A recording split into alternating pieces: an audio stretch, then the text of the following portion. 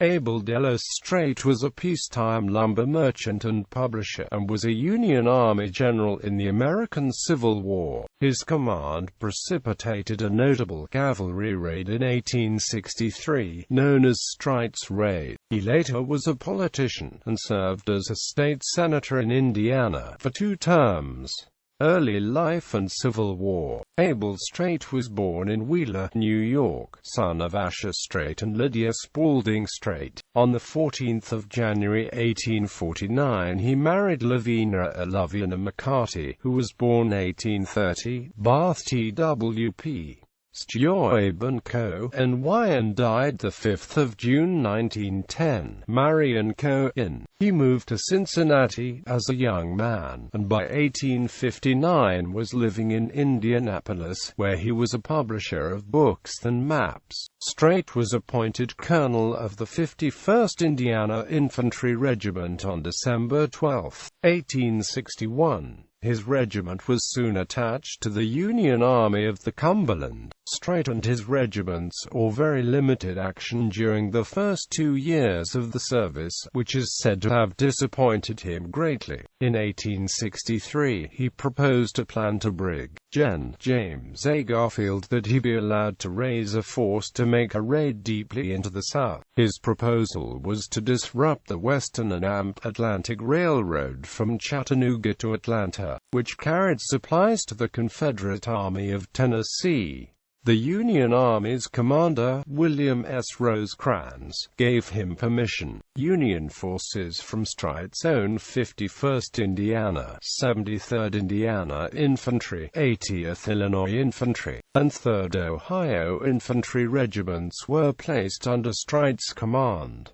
This force encompassed approximately 1,700 troops. The original intent was to have this force mounted suitably for fast travel and attacks. However, due largely to wartime shortages, Streight's brigade were equipped with mules. This obvious disadvantage, combined with Streight's own inexperience, was to prove disastrous. Streight led this force to Nashville, departed Tuscumbia, Alabama on April 26, 1863, and then to Eastport, Mississippi. For there he decided to push to the southeast, initially screened by another Union force commanded by Brig. Gen. Grenville Dodge. On April 30, Streight's brigade arrived at Sand Mountain, where he was intercepted by Confederate cavalry force under Brig. Gen. Nathan Bedford Forrest and harassed for several days.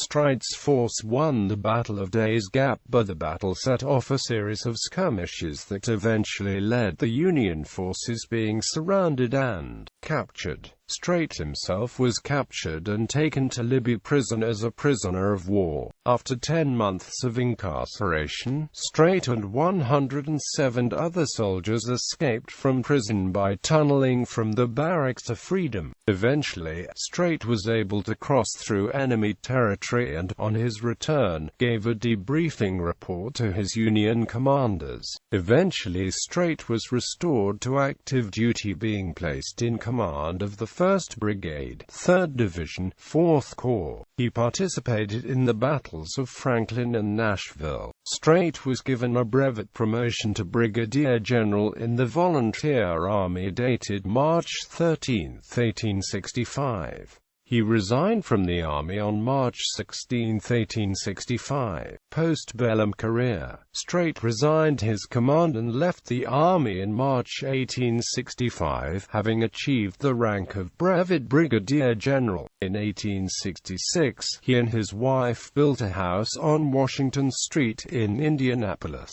In 1876, Streight ran successfully for a seat in the Indiana Senate, serving a 2-year term. In 1880, he ran unsuccessfully as the Republican candidate for governor of Indiana. In 1888, he was once again elected as state senator. He died in Indianapolis 4 years later, in 1892. He is buried there in Crown Hill Cemetery. Streight was the author of The Crisis of 1861 in the Government of the United States, published in 1861. Streight's wife Lavina joined her husband on his southern campaign, often ministering help to wounded men during the battle. She was captured 3 times and exchanged for prisoners. When Abel died in 1892, she had him buried in the front yard of their home, stating, "I never knew where he was in life, but now I can find him." Lavina Streight was known as the "Mother of the 51st," and upon her death in 1910, her funeral was afforded full military honors. It was said at the time that her funeral drew the largest crowd of mourners to Crown Hill Cemetery in Indianapolis since the funeral of President Benjamin Harrison. In her will, she directed that the family mansion should become a home for aged women. However, relatives successfully challenged the will on the grounds that she was of unsound mind. Quote, "The main arguments used by the plaintiffs were that she believed in spiritualism and was under the influence of B. Frank Schmid, a spiritualist.